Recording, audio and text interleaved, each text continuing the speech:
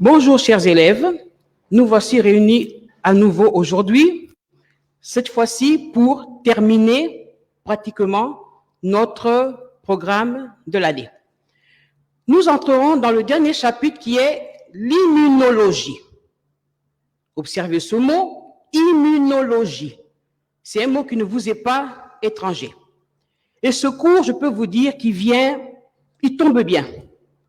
En ce moment, vis-à-vis de la situation actuelle du moment. Tout le monde, nous savons que nous sommes en pleine pandémie du Covid-19.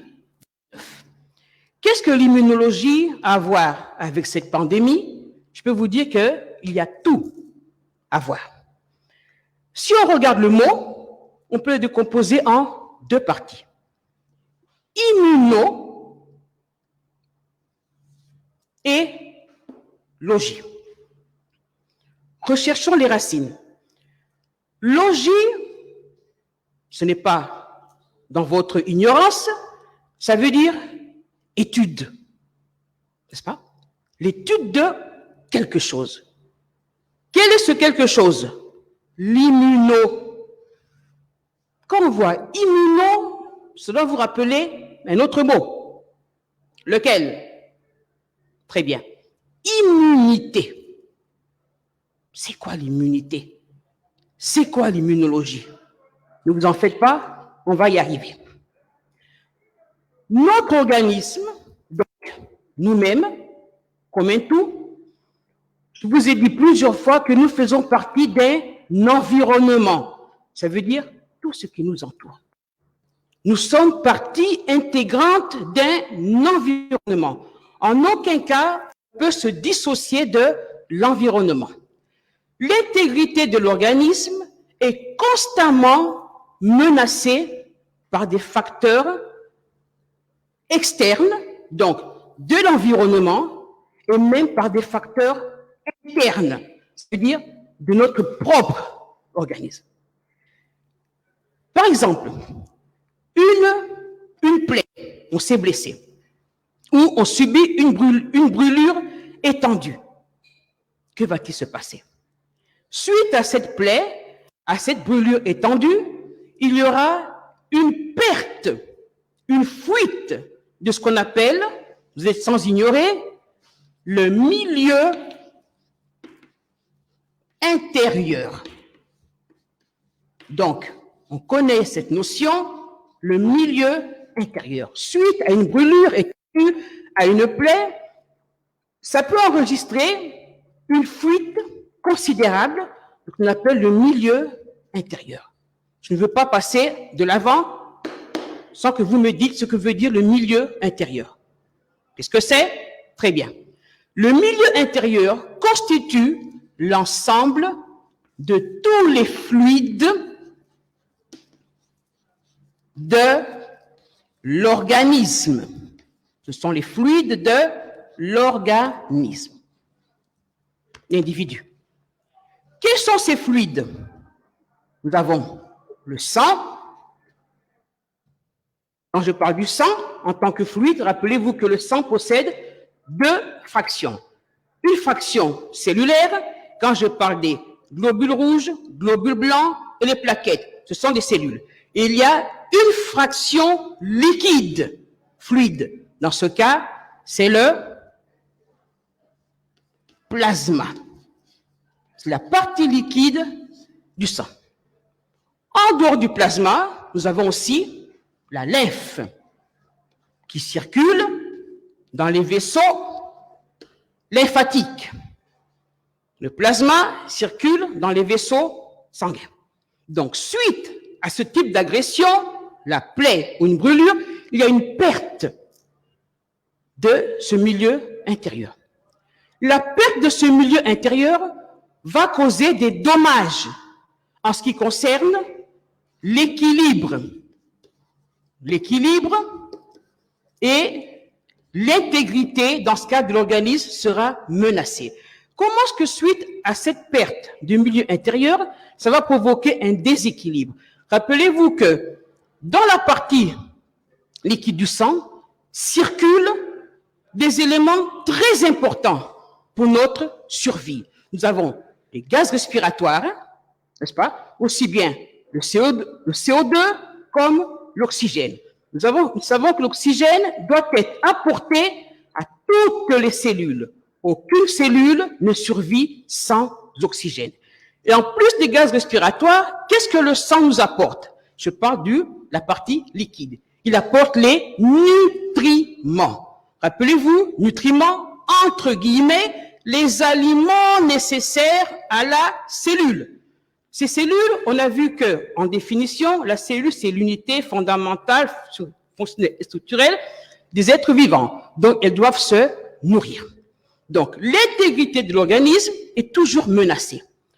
En plus de ça, par exemple, vous savez que à chaque moment, en permanence, il y a des cellules qui naissent et des cellules qui meurent.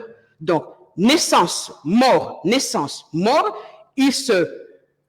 on voit un état d'équilibre.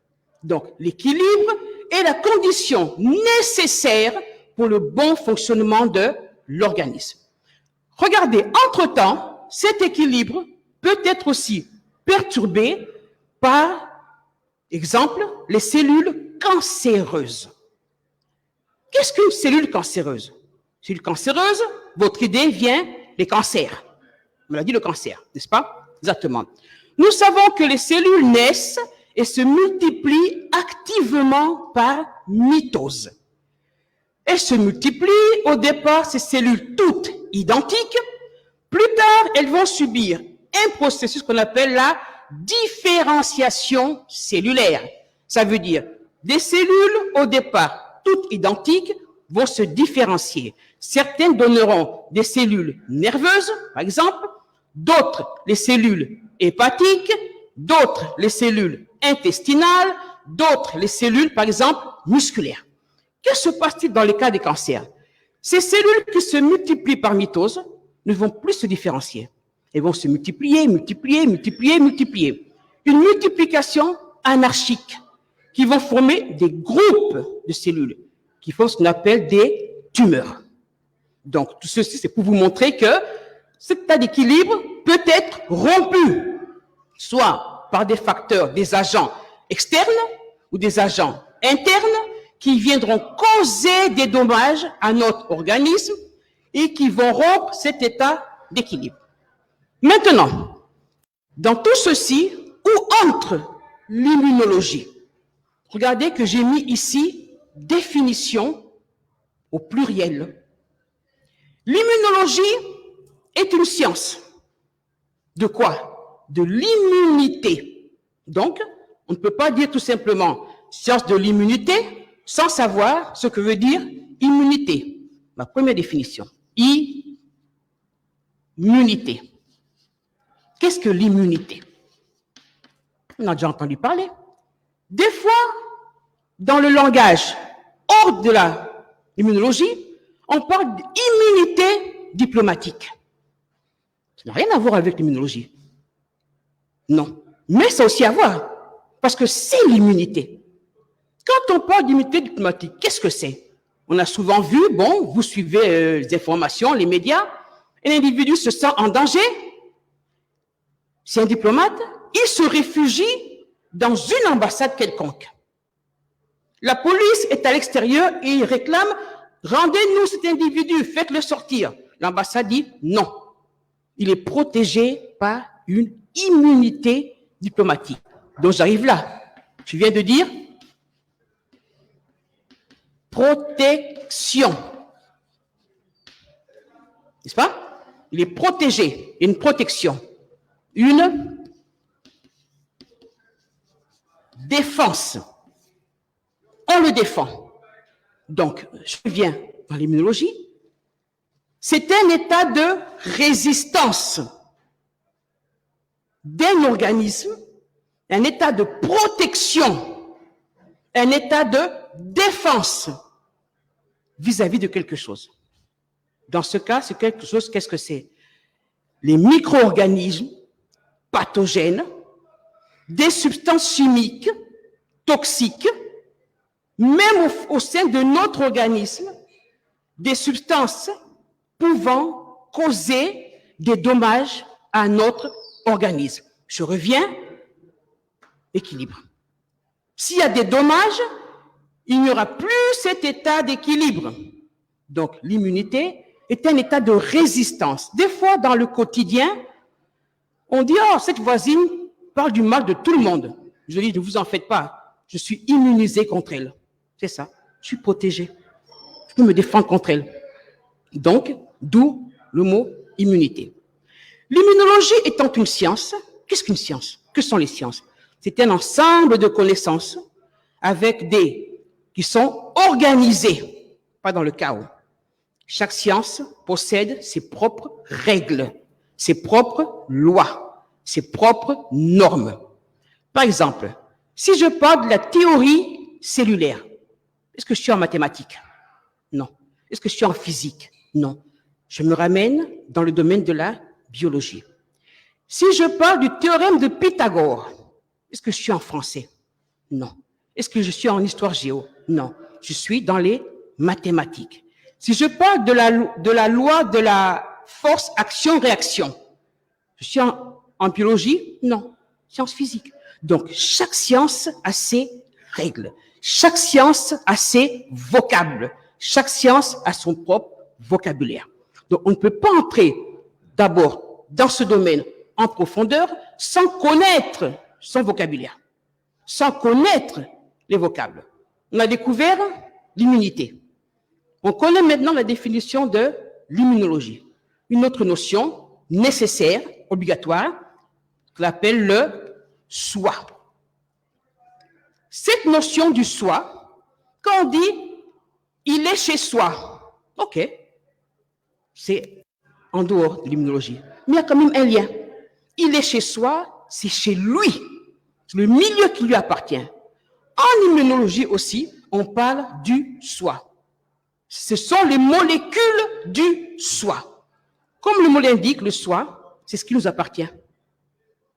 En immunologie, nous possédons des molécules qui constituent notre soi.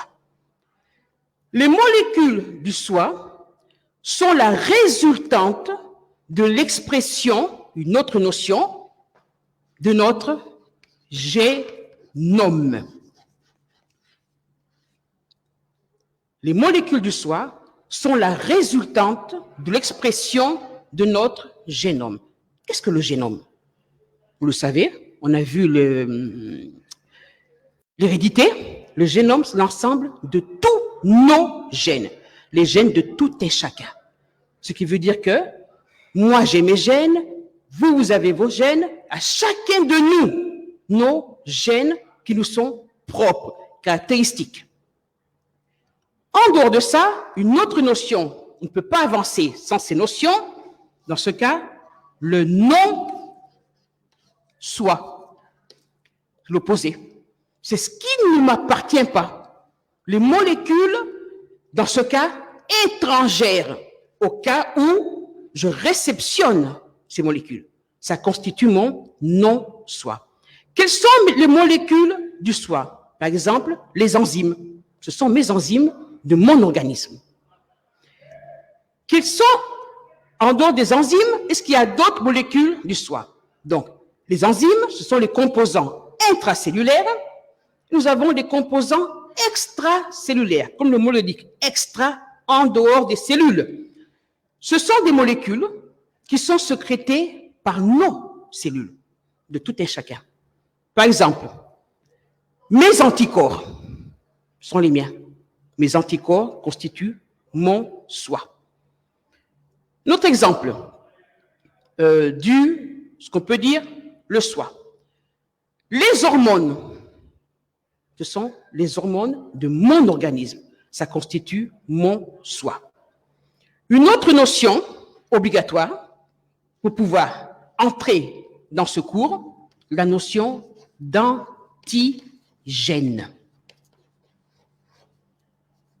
Qu'est-ce qu'un antigène? Vous l'avez déjà entendu parler. Quand on a parlé des groupes sanguins, on a parlé de l'antigène A, l'antigène B, l'antigène AB, n'est-ce pas? Donc, d'une façon globale, on définit l'antigène, toute molécules étrangères capables d'induire, de déclencher une réponse immunitaire.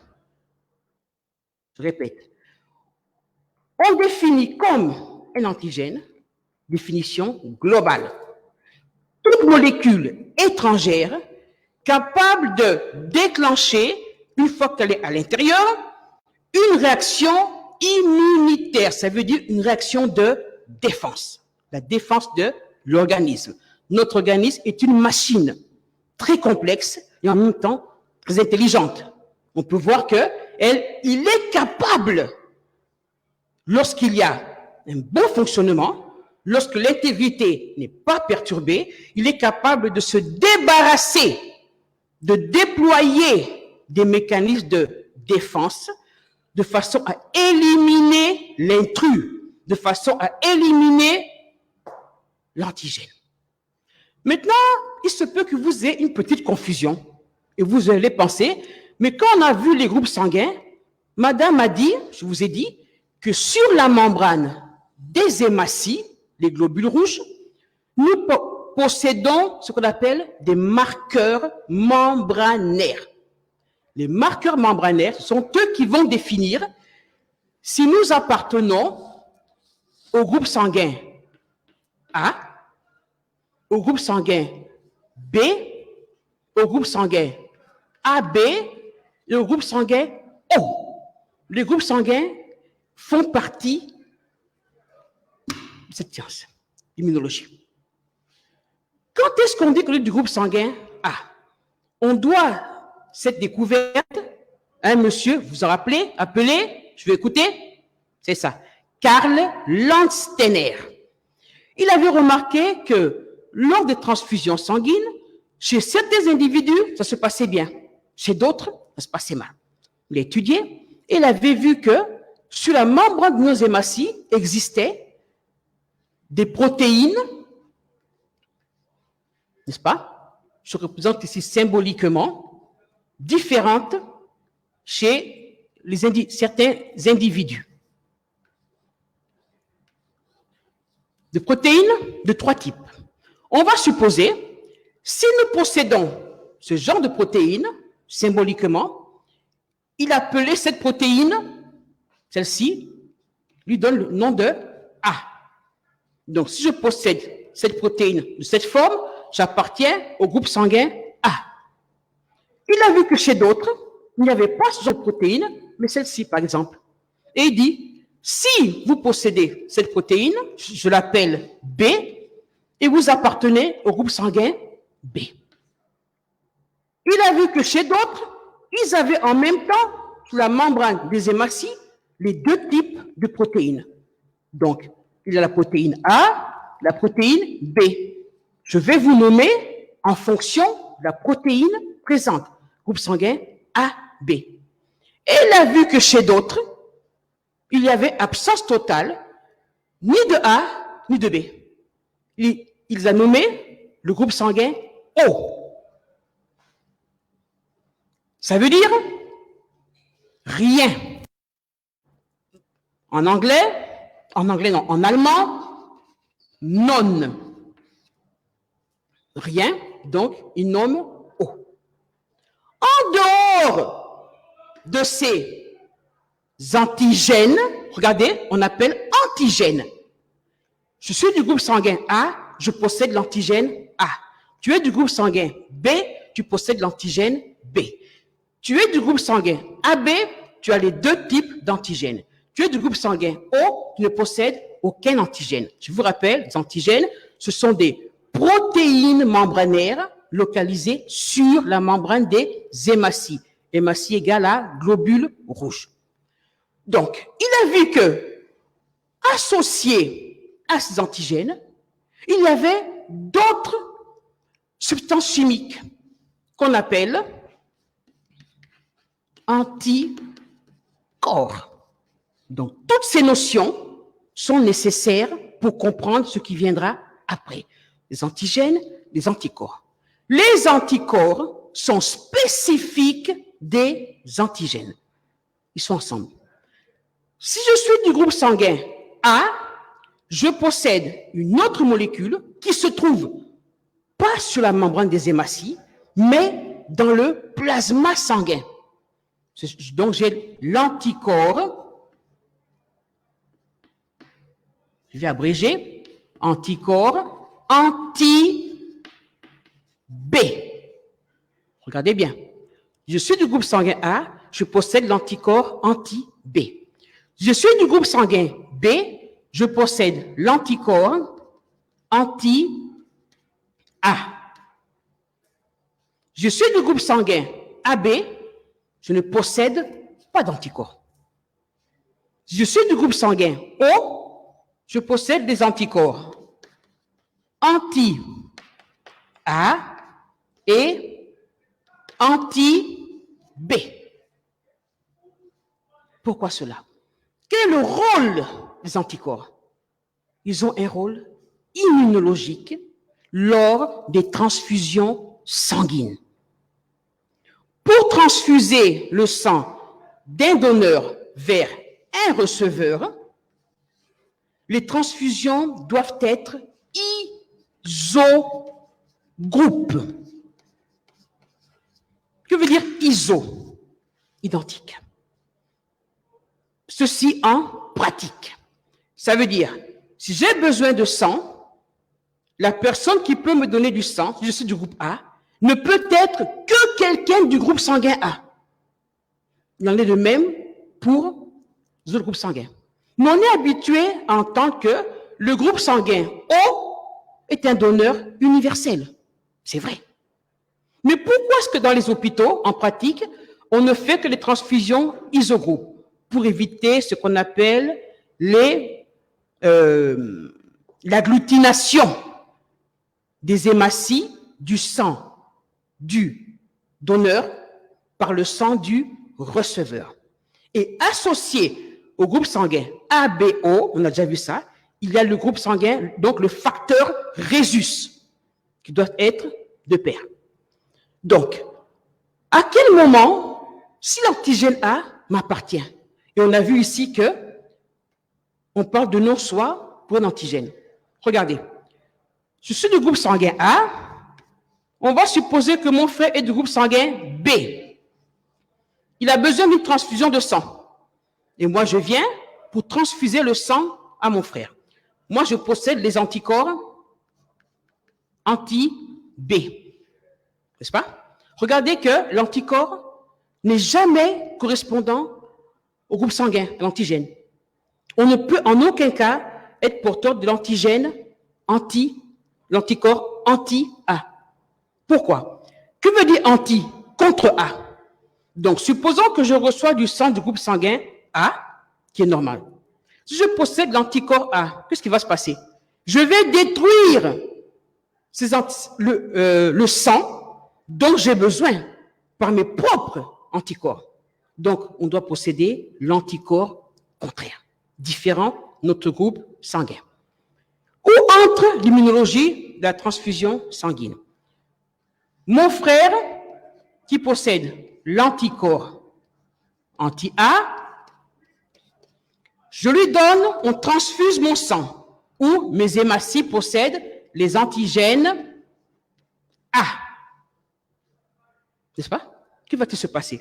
Je reçois ce sang, comme j'ai des anticorps A, automatiquement, ils vont détruire.